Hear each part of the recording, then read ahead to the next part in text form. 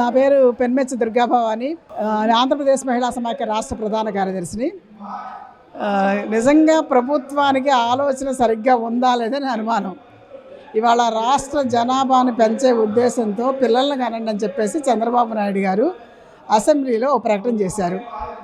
అందులో కూడా మొదటి పిల్లలకి మామూలుగా, రెండో పిల్లల దగ్గర 25,000 ఇస్తాం, మూడో పిల్లకి ఇస్తాం, ప్రభుత్వ ఉద్యోగులకి భర్తలకి నెల అదనంగా లీవ్ ఇస్తాం అని చెప్తా ఉన్నారు. దాంతోపాటు ఆయన చెప్పిన ప్రకటనలు ఇంకోటి ఏంటంటే,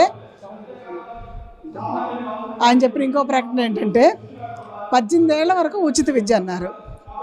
ఇవాళ ప్రైవేటు విద్యా సంస్థలు పక్కన పెడితే ప్రభుత్వ విద్యా సంస్థలన్నింటిలో కూడా ఉచిత విద్య ఆల్రెడీ అమలు జరుగుతుంది. మరి ఆయన కొత్తగా ఇచ్చేది ఏంటి? సహజంగా కనిపిస్తూనే ఉంది కదా. ఇవాళ గవర్నమెంట్ పాఠశాలలో కానీ, గవర్నమెంట్ కళాశాలలో కానీ ఉచిత విద్య కదా అందిస్తున్నారు. అలాంటప్పుడు ఇంకా ఉచితంగా ఇచ్చేది అక్కడ పథకం అది కొత్తగా చేసేది ఏమీ లేదు. ఇవాళ పిల్లల్ని కన్న తర్వాత వాళ్ళ పోషణ భారం ఎవరు భరిస్తారు? పిల్లలకి సరిపడా డే కేర్ సెంటర్స్ ఇవాళ ఉన్నాయా? లేకపోతే పిల్లలకు సరిపడా పౌష్టికాహారం అందించే పరిస్థితి వాళ్ళ ప్రభుత్వాలకు ఉందా?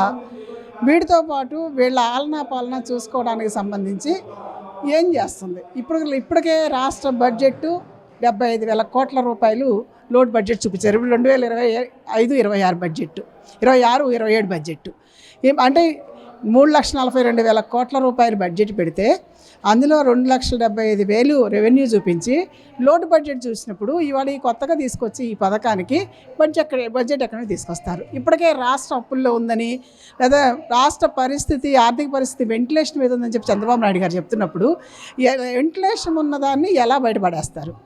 ఆర్థిక భారాన్ని రాష్ట్రానికి పెట్టడం వలన ఇవాళ రాష్ట్ర పరిస్థితి ఏ విధంగా మారబోతుంది? రాష్ట్రంలో ఇవాళ ఆర్థిక వనరులకు సంబంధించి పేదరికం ఒకవైపు ప్రజలు నెట్టిపోయి పడతా ఉంటే పేదరికం నుండి వీళ్ళని ఎలా బయటకు తీసుకొస్తారు?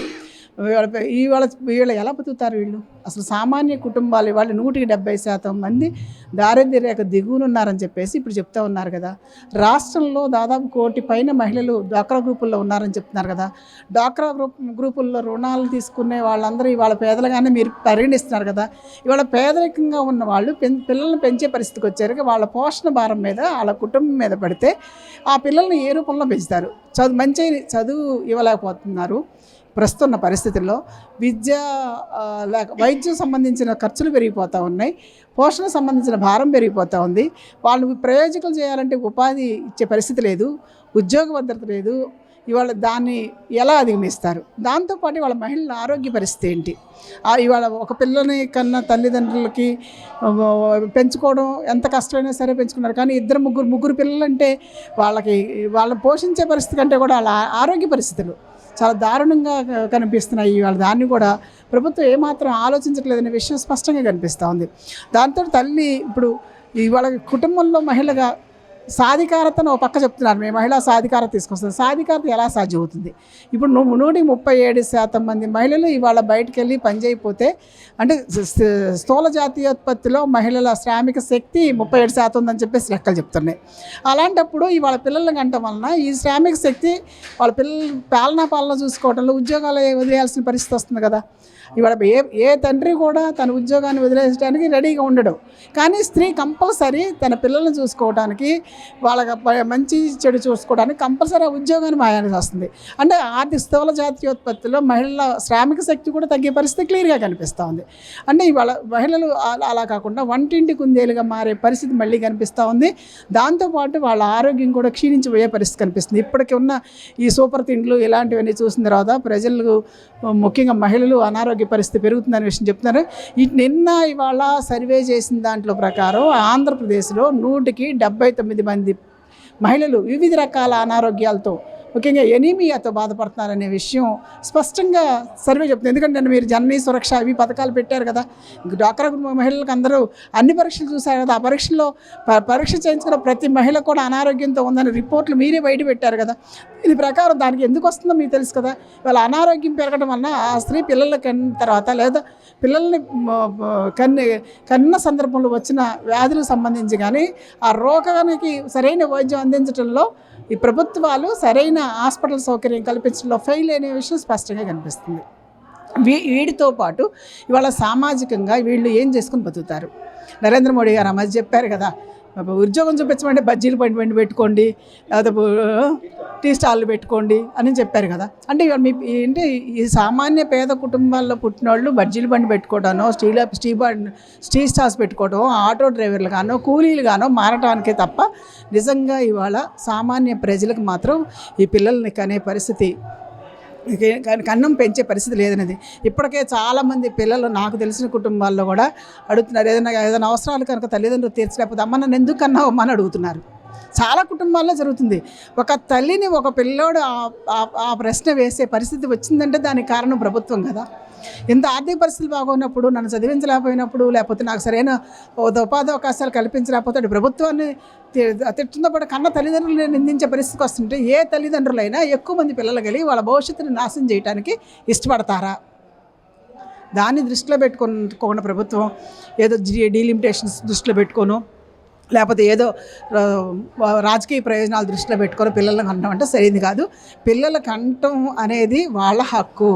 ఆ కుటుంబ నేపథ్యం వాళ్ళు పెంచి పోషించి ప్రయోజకులుగా తీర్చిదిద్దుకున్న తల్లిదండ్రులకు వదిలేయాలి. అలాగే నిజంగానే కంపల్సరీ కణాలని మీరు టార్గెట్ పెట్టినప్పుడు మొన్నటి వరకు పెట్టారు. 3 పిల్లలు అయితే రాజకీయాల్లో పోటీ చేయకూడదని అంతకుముందు వచ్చింది కదా. స్థానిక సంస్థలు ఎవరు పోటీ చేయాలన్న 3 పిల్లలు ఉండడానికి వీల్లేదు కదా. అప్పుడు ఎలా పెట్టి కంపల్సరీ చేశారు కదా. ఇవాళ మీరు 3 పిల్లలను కనాలి అని నిబంధన కనుక తీసుకొస్తే వాళ్ళకి కావాల్సిన తిండి, బట్ట, ఉద్యోగాలు అన్నీ కల్పించండి. కల్పించిన తర్వాత చూడండి. అలాగే డే కేర్ సెంటర్స్ పిల్లల్ని తల్లి బయటకు వెళ్ళి పనిచేసుకోవాలంటే అది సంఘటిత రంగంలో కాదు. సంఘటిత రంగంలో ఉన్న మహిళల పరిస్థితి వేరు. అసంఘటిత రంగంలో షాప్ ఎంప్లాయీస్ కానీ అక్కడ పనిచేసే చోట క్రష్ సెంటర్స్ ఏర్పాటు చేయండి. ఆ పిల్లలు ఆన్లైన్ ఇప్పుడు అంగన్వాడీ ఐసిడిఎస్ ద్వారా 5 సంవత్సరాల వరకు పిల్లలకి ఎలా అయితే ఇస్తున్నారో దీనికి ప్రతి 25 మంది పిల్లలు చూసుకోవడానికి అలా ప్రొవైడ్ చేయండి. సెంటర్స్ పెట్టండి. సెంటర్స్ పెట్టి ఆ భారం మొత్తం వాళ్ళ మీద చూడండి.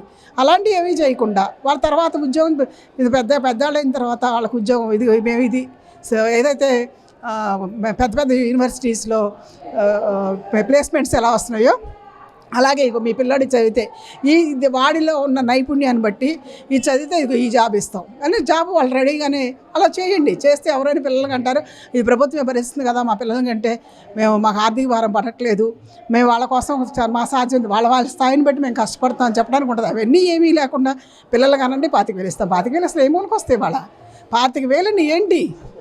హాస్పిటల్కి కూడా సరిపోవట్లా. సిజేరియన్ జరిగితే ₹1,00,000 దాటిపోతుంది. గవర్నమెంట్ హాస్పిటల్లో పురుడు పోసుకున్నా కూడా అక్కడ సిజేరియన్ చేసిన బయటకు వచ్చారు 25,000 అవుతున్నాయి కదా. అదే ఆ పుట్టిన బిడ్డ ఏదో అనారోగ్య పరిస్థితుల్లో పుట్టినా లేకపోతే గర్భంలో ఉన్నప్పుడు ఏదైనా ఇతరత్ర సమస్యలు వచ్చినా కూడా వాడిని బయటికి తీసుకెళ్లాల్సిందో లేకపోతే ఆ హాస్పిటల్ చూపించాలన్న బిడ్డకే ఖర్చు అయిపోతుంది కదా. అక్కడ నుండి పురుడు పోసుకొని రావడం కష్టం కదా. అదే ఎక్కువగా సామాన్య పేద కుటుంబాలకి ఇది తీవ్ర నష్టం జరిగే పరిస్థితి కనిపిస్తూ ఉంది. దాన్ని ప్రభుత్వాలు ఆలోచించాలి. ఈ విధానం కరెక్ట్ కాదు. ఇవాళ కావాల్సింది మౌలిక సదుపాయాల రూపకల్పనలో ప్రభుత్వాలు ముందుండాలి. డే కేర్ సెంటర్స్ ఏర్పాటు చేయాలి. ఉద్యోగ భద్రత కల్పించాలి. ఉపాధి కల్పించాలి. విద్య వైద్యం అందుబాటులో తీసుకురావాలి.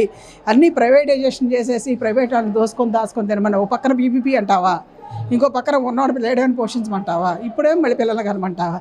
ఏంటి ఆలోచన అసలు? ఇది సమాజాన్ని ఎటు తీసుకెళ్తుంది? ఏదో వ్యతిరేకత అనేది చాలా దారుణంగా ఉంది. వ్యతిరేకత ఉంది అంటానికి అసెంబ్లీలో జరిగిన చర్చలో కూడా మీ ఎమ్మెల్యేలే ఇది కరెక్ట్ కాదని మాట్లాడారు. అంటే స్వపక్షం కూడా మిమ్మల్ని విమర్శించే పరిస్థితికి వచ్చింది కదా. ఇది కరెక్ట్ కాదు, దాన్ని వదిలేయండి అని చెప్పినప్పుడు కనీసం అదేని ఈయన ఆలోచించాలి. ఇంతే తప్ప ఇంట్లో ఎవరైనా సరే ఈయనే కాదు, వాళ్ళ ఇంట్లోకి వెళ్ళి నారా చంద్రబాబు నాయుడు గారు వాళ్ళ ఆవిడని అడిగినా లేదా వాళ్ళ కోడలని అడిగినా కూడా పిల్లల విషయం మీరు ఎత్తద్దని చెప్తారు. ఇది ప్రతి మహిళ కూడా ఆలోచిస్తుంది. ప్రతి మహిళ కూడా తన పిల్లల్ని ఉన్నతవంతులుగా తీర్చిదిద్దడం కోసం ఎంత కష్టాలైనా భరిస్తుంది.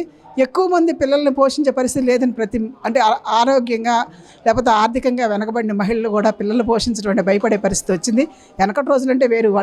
వాళ్ళే పుట్టినోడు పెట్టక మారడాన్ని చెప్పి కర్మ సిద్ధాంతాన్ని నమ్ముకున్నారు. వాళ్ళ కర్మ సిద్ధాంతాన్ని నమ్ముకునే ఆడవాళ్ళు లేరు. ఇవాళ భవిష్యత్తు అగమ్యగోచరంగా ఉన్న పరిస్థితిలో భవిష్యత్తుని తీర్చిదిద్దాలంటే ఆర్థిక వనరులు ఉండాలి. అవసరాలు తీర్చే విధంగా ఉండాలి.